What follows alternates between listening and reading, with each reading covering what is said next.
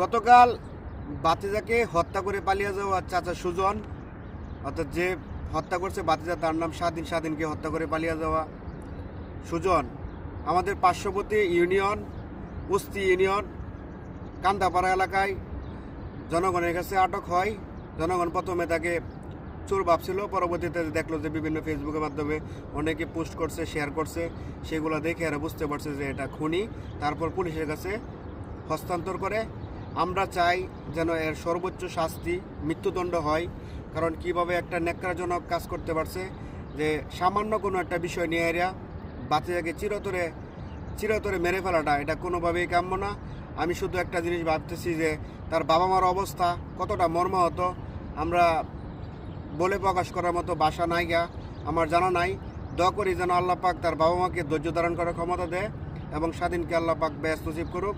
আমরা এলাকাবাসী এবং সবাই চাই, পুরো দেশের মানুষ সবাই চায় যে সর্বোচ্চ শাস্তি মৃত্যুদণ্ড হোক। সে যে ন্যাক্কারজনক ঘটনা ঘটেছে সেটা এলাকার দুর্নাম, সেটা গফরগাঁওয়ের দুর্নাম, পুরো বাংলাদেশেরই একটা দুর্নাম। আমরা চাই এর সর্বোচ্চ শাস্তি মৃত্যুদণ্ড হোক এবং অতি শীঘ্রই যেন এর ফাঁসি যেন হয়, যাতে কার্যকর যাতে হয়, যে এর সর্বোচ্চ শাস্তি আমরা